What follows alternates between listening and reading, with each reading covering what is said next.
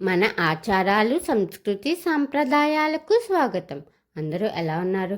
నేనైతే చాలా బాగున్నాను.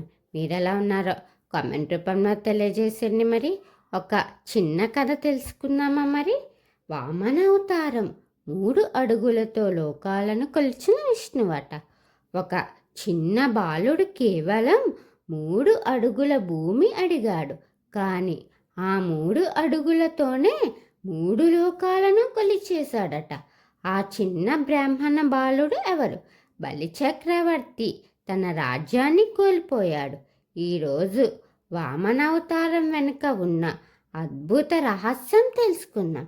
పూర్వం ఒకప్పుడు బలిచక్రవర్తి అనే మహారాజు ఉండేవాడట.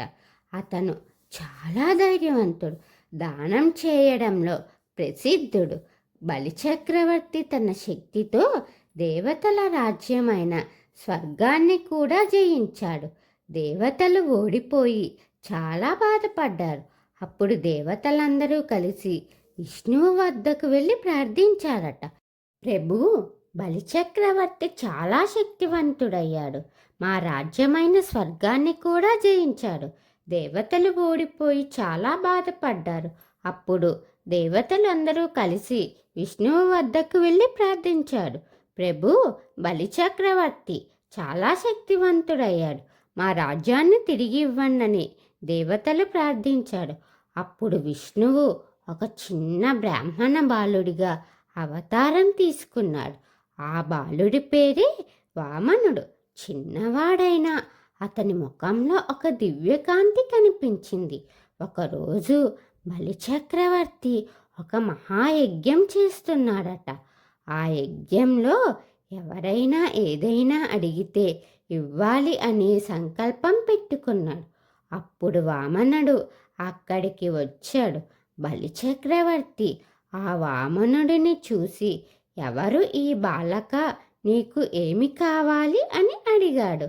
అప్పుడు వామనుడు ఇలా అన్నాడు, మహారాజు, నాకు ఏమీ అవసరం లేదు. నీ పేరు ఏమిటి అని అడిగితే, ఏ పేరు పిలిచినా నాది అన్నారు. నీ ఊరేమిటి అని అడిగితే, ఊరేగి వాణ్ణి ఊరేది అని అన్నాడు. ఏమి కావాలి అంటే, మహారాజు, నాకు ఏమీ అవసరం లేదు, కేవలం 3 అడుగుల భూమి మాత్రమే ఇవ్వండి. అది విని బలిచక్రవర్తి నవ్వాడు. నువ్వు చిన్నవాడివి, 3 అడుగుల భూమి ఎందుకు అని అడిగాడు. కానీ వామనుడు అదే కోరాడు. అప్పుడు బలిచక్రవర్తి గురువు శుక్రాచార్యుడు వెంటనే అర్థం చేసుకున్నాడు. మహారాజా, ఇతను సాధారణ బాలుడు కాదు, ఇతను స్వయంగా విష్ణువు. ఈ వరం ఇవ్వకండి అని చెప్పాడు.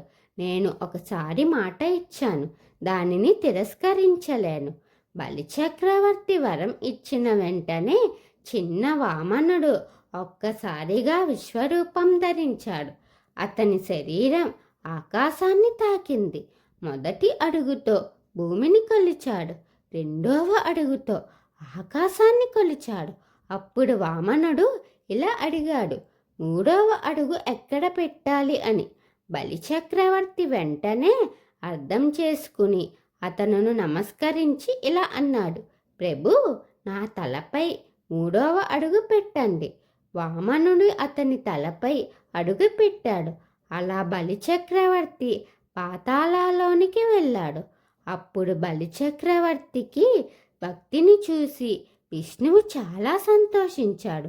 నీ భక్తి గొప్పది, నువ్వు ప్రతి సంవత్సరం భూమికి రావచ్చు అని వరమిచ్చాడు. వామనావతారం మనకు వినయం, ధర్మం ఎంత ముఖ్యమో గుర్తు చేస్తుంది.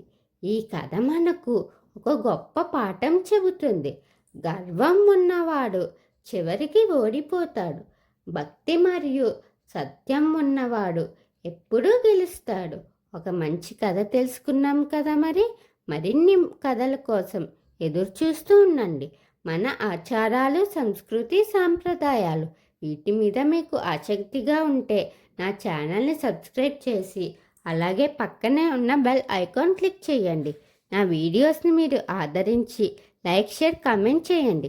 ఓం శ్రీ మాత్రే నమః.